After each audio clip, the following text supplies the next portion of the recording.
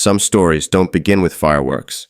They start with silence, distance, and a quiet ache in the pit of your stomach. This is one of those stories. It's about love lost, trust shattered, and the long, uncertain road back to something like hope. Settle in, because this story stays with you. My name's Tom. I'm 46, married to Sarah, 44, and I've raised her son, Fitz, since he was 8 years old. His biological father left when Fitz was 6, just vanished with a note saying he wasn't ready.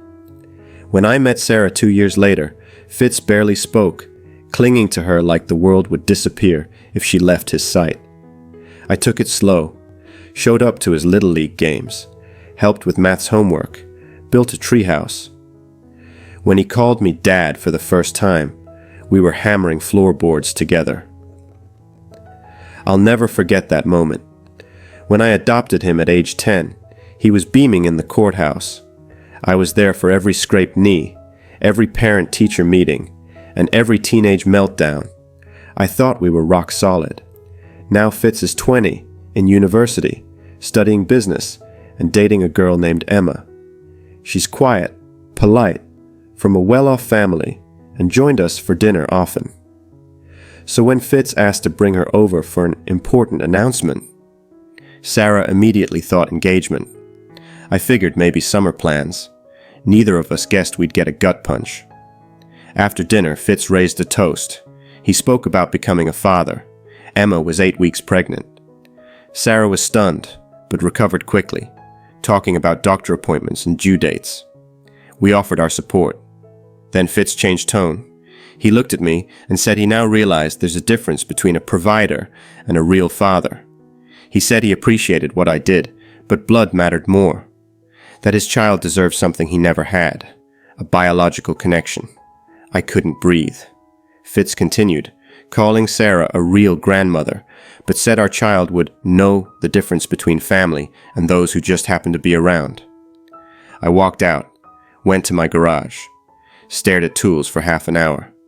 The next day, he called me like nothing had happened. Wanted to go crib shopping.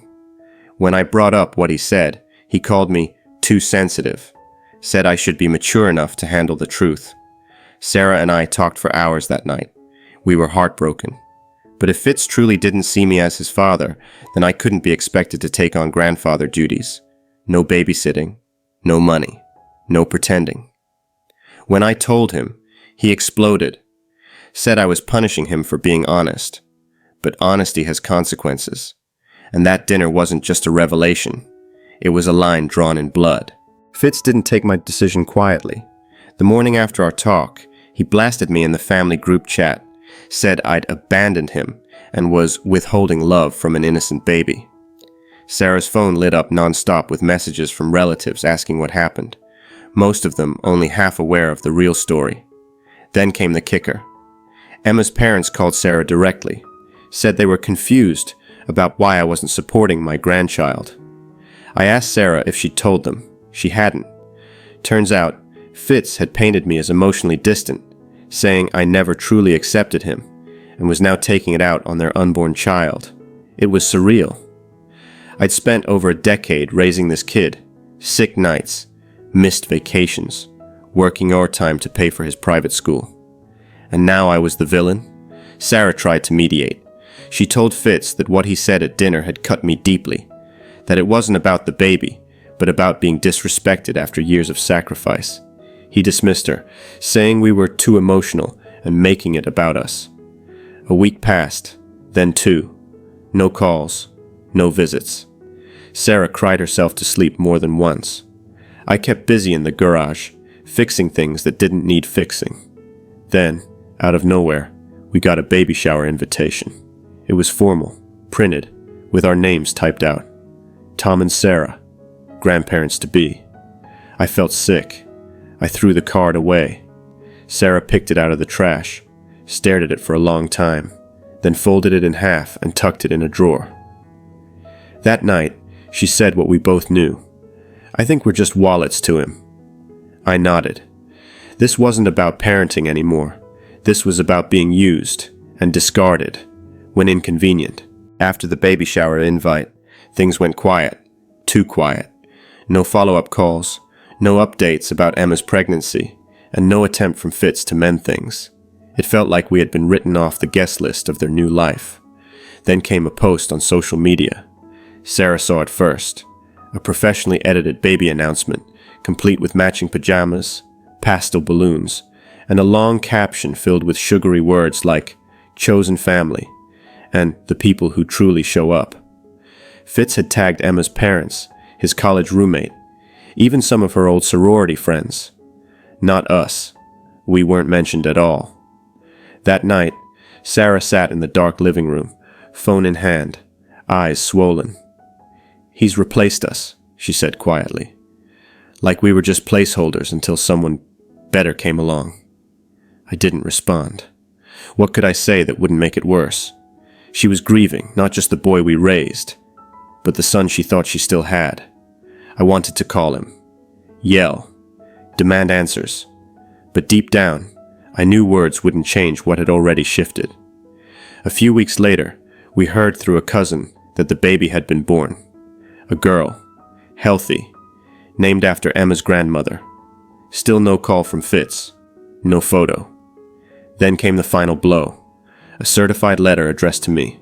Inside, a legal notice informing us that Fitz and Emma had designated Emma's parents as the child's legal guardians in case of emergency. We were excluded, not even backup. I showed the letter to Sarah. She didn't cry this time, just whispered, "He's really done it." And I think that's when something inside her broke, quietly, finally. That weekend, she removed the last photo of Fitz from our mantel, packed it away in the attic. I didn't argue. We didn't talk much for a while after that. The silence wasn't cold, it was mournful, like two people tending to the same invisible wound. One evening, Sarah said, "I kept hoping he'd come back, that he'd realize what he threw away." She looked at me then, and I knew the next part before she said it. But maybe the boy we loved, he's just gone. The days turned into months, holidays passed, no cards, no calls. We watched the seasons shift without so much as a text from Fitz. The house grew quieter than we were used to, filled with the sort of silence that doesn't ask for permission. I caught Sarah once, standing in the baby aisle at Target, just staring. She had a tiny sweater in her hand, soft yellow with little barriers on the hood. She held it like it was glass, like touching it too long might shatter her. "Too small for a peace offering," she said when she saw me, trying to smile. She placed it back gently and walked away. We grieved in different ways. I started walking more. Long walks through the neighborhood, headphones in, just trying to sort my thoughts.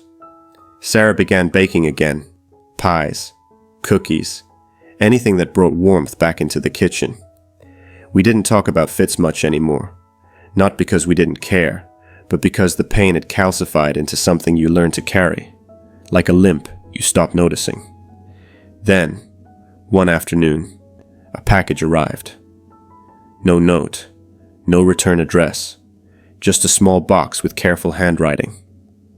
Inside was a photograph.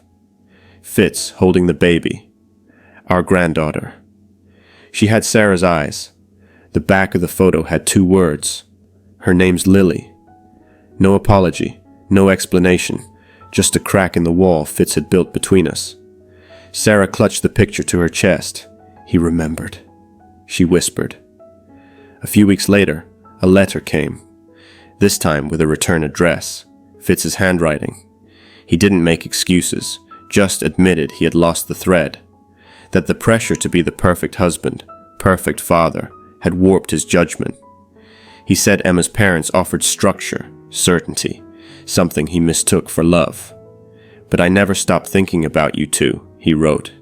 "I just didn't know how to come back without shame trailing behind me." He asked for time, for space, but also, tentatively, for hope. Sarah and I sat at the kitchen table in silence, the letter between us. "You think he means it?" she asked. I didn't know, but I knew one thing. The photo, the letter, they were small gestures, yes, but after the coldness, they were also a signal, a maybe. "Let's write him back," I said. "No promises, just an open door." So we did. Not long after, an email arrived. A video. Lily, giggling, taking her first steps. And there was Fitz, behind her, arms outstretched, smiling the way I remembered when he was 10 and caught his first fish. It wasn't a reunion. Not yet. But it was a beginning. A thread, retied. By spring, the conversations had become regular. Letters, then calls, then a Sunday Zoom every other week. Sarah would light a candle before each one. She said it helped her feel grounded, like setting a place at the table. Fitz was careful, quieter than he used to be.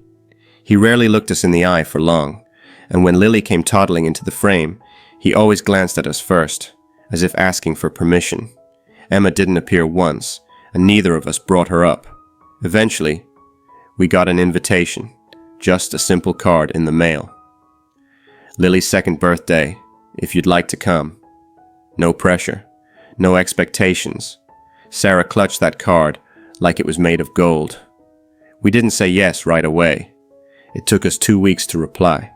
But when the morning of the party arrived, we got in the car, holding on to each other in the silence, and drove. They lived in a modest place on the edge of town, nothing like Emma's parents' grand house. There were toys in the yard, sidewalk chalk on the driveway, and a little balloon arch at the door.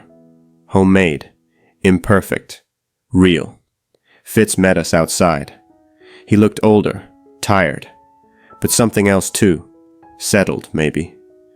"Thanks for coming," he said. "It means more than I can say." We nodded. No big speeches, no dramatics. Inside, Lily was wearing a yellow dress and smearing cake all over her face. She saw Sarah, paused, and blinked. Then, without hesitation, she reached out. Sarah broke. I don't think I've ever seen her cry like that.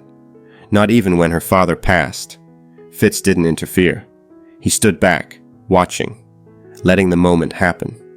I sat beside them a few minutes later, and Lily turned to me with a wide, frosting-covered grin. She handed me a toy spoon like it was the greatest treasure she owned. It wasn't perfect. There were still shadows, unspoken things, hurts not yet healed. But it was a beginning. Over time, the visits became more frequent. Slowly, cautiously, the wall between us crumbled. We asked Fitz hard questions, and to his credit, he didn't deflect them. He admitted his failures. Not all at once, but enough to show he wasn't hiding anymore. He told us about the moment he realized Emma wasn't interested in a family, only in control. How her parents treated Lily more like a trophy than a person. How he finally walked away, not with a bang, but a quiet exit with a suitcase and a baby on his hip. "I should have come to you sooner," he said. "But I thought I had to fix it myself first."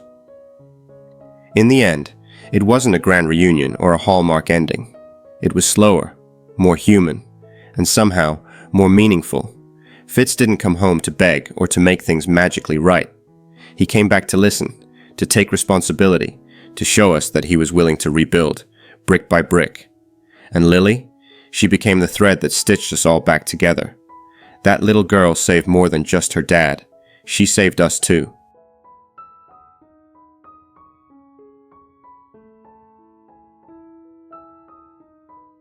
In the end, what we thought was irreparable found a way to mend.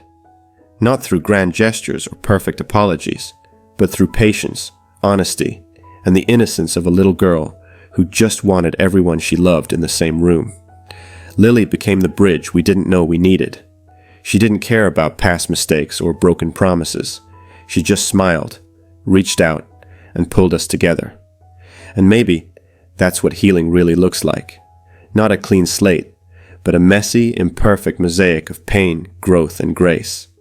Fitz still has work to do. So do we. But now, we talk. We show up. We try.